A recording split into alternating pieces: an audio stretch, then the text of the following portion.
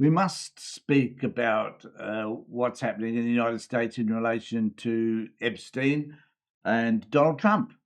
Two mates, two buddies who got together for a decade or so, enjoyed life, enjoyed flirting with each other, and unfortunately enjoyed sexually assaulting and raping young girls. Now, this is an issue that has split the MAGA movement into, I don't know, some sort of demented state where they don't know what to do. They don't know whether or not they should support Donald Trump, the sex offender, the pedophile, maybe. They don't know what to do about that because they are stuck. Because Trump did tell them that he would do whatever he could to release the Epstein files if elected again. Well, he's been elected, and now he's pushing back against releasing those files, primarily because at some level, if you'd have to be stupid not to understand this, but there are unfortunately a lot of stupid people who side with Trump, who are fearful of him. But you'd have to be crazy to think that Trump didn't have anything to do with Epstein and the abuse of young girls. The simple facts are that if you were not involved in something and releasing whatever those files, documents, or videos were, if releasing them was not going to implicate you, then wouldn't you go ahead and release them? Isn't that just common sense? Well, not according to Donald Trump. But there are a number of MAGA people, including Marjorie Taylor Greene and Bobart and a few others, who are adamant that these files should be released regardless of their implications in relation to Trump. So we need to sit back and wait and see what happens. But this is just an interesting conversation that just keeps on going on, because Teflon Trump has reached a point whereby his gaslighting, his attempts to distort the truth are wearing so thin that no one will start believing him at all. And the stats and the polls indicate that that's exactly what is happening. So how can we best talk about this? Well, in this article in the Sydney Morning Herald, it kind of explains a little bit about what's happening with regard to Epstein. So Epstein is the one issue that keeps splitting the Trump from his base. There's no disputing all of that. The Make America Great Again base has had little trouble looking the other way when it comes to Donald Trump's trampling of norms and ethical standards. The coarseness, the indictments, the retribution against his enemies, the self-enrichment while in office, the unprecedented claims of executive power.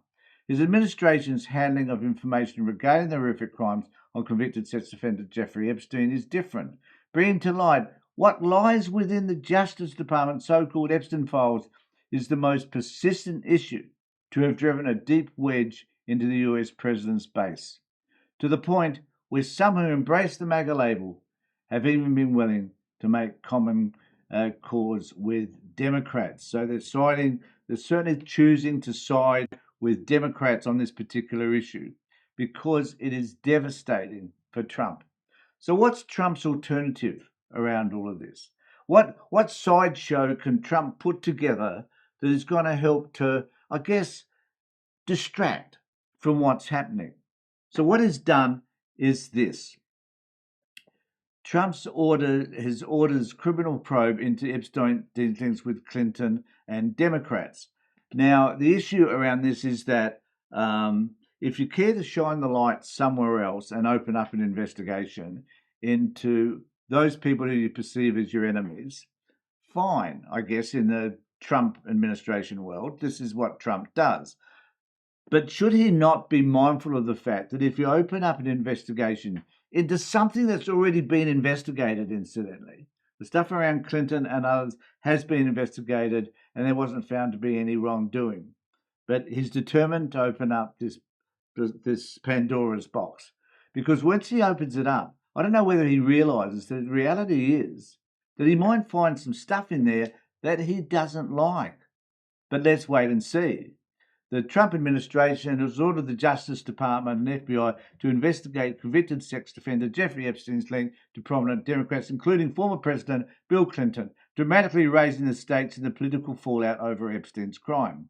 President Trump said on Friday that he would ask Attorney General Pam Bondi to open the probe. Within hours, Bondi confirmed she had directed the U.S. Attorney for the Southern District of New York, Trump appointee Jay Clayton, to take the lead and act with urgency and integrity. The Epstein saga returned to center stage this week after Democrats released 3 emails from the disgraced financial estate that mentioned Trump, and Republicans respond by releasing 20,000 pages of Epstein-related documents that have shed light on his wide network of powerful contacts. So Trump is doing whatever he can to ensure that that this matter is put to rest by simply directing the attention elsewhere. That's fraught with danger because amongst all of that information, there is likely to be something about himself. This is something that Trump cannot run from. This is an indication of how stupid and mindless this particular orange monster really is. But there's more. So we have now Megyn Kelly, who, for whatever reason, now believes that she can redefine what sexual assault is based on specific ages and whether one looks as if they are young or not. And so Megyn has decided that this new definition that she's created, because there was a point where she viewed it differently. And the thing about Megyn Kelly, she's quite a powerful influencer on the right of media. She does lots of shows. She does, she's just interviewed Piers Morgan. I guess she's, as opposed to me, she's a somebody. So this somebody, though, has decided to find a way to argue for Donald Trump and anybody else that's caught up in this web of Epstein pedophilia. So this is her. So I've got here a clip, which is her explanation of all of this. And I tell you what, it is disturbing. As for Epstein, I've said this before, but just as a reminder, I do know somebody very, very close to this case who is in a position to know virtually. It'd be really nice to tell us, Megyn, who that person is, maybe everything. Not everything, but virtually everything. And this person has told me from the start, years and years ago, that Jeffrey Epstein, in this person's view, was not a pedophile. This is this person's view, who was there for a lot of this, but that he was into the barely legal type. Like he liked 15. So apparently, according to Megyn, there's this barely legal type. So for Megyn, the law, and I believe she's a lawyer, she should understand this, is that there's no black and white. So there's no age restriction around driving a car, for example. If you're 2 months younger and you're driving a car, you should not be picked up for driving without a license, I guess. That there are grey areas around all of this. No, there isn't. If a child has been abused and they're younger than 18, and even if they were older and they were forced, regardless of their circumstances or whatever, if they were forced to have a relationship with somebody else, that is, and they disagreed. They were saying, basically internally, they were saying no to that event, then that is rape. So Megyn has this skewed view because she's so determined to protect Donald Trump. Year-old girls. And I realize this is disgusting. I'm definitely not trying to make an excuse for this. I'm just giving you facts. You are. You're trying to. She's doing all that she can to make an excuse for the disgusting behavior of Donald Trump. She is. That he wasn't into like 8-year-olds, but he liked the very young teen types that could pass for even younger. Oh yeah, and that for whatever reason must make it right. Younger than they were, but would look legal to a passerby. And that is what I believed, and that was what I reliably was told for many years. And as that is, I find that is disgusting. That is disgusting. So There are people who will not be able to confront what's happening in relation to Epstein and Trump, who will try and find excuses for what Donald Trump allegedly has done. We know the man is sick. We know that he's demented. We know that he's possibly suffering from dementia of some sort.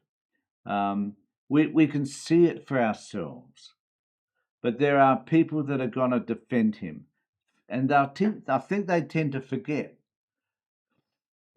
that Donald Trump has a limited period in government and in life itself as he gets older. And that at some point, the truth about who Donald Trump is will be revealed. It will be revealed. Let me know what you think in the comment section below. Remember to subscribe to my channel, ring the bell for further notifications. Doesn't cost you anything to subscribe. Take care, everybody.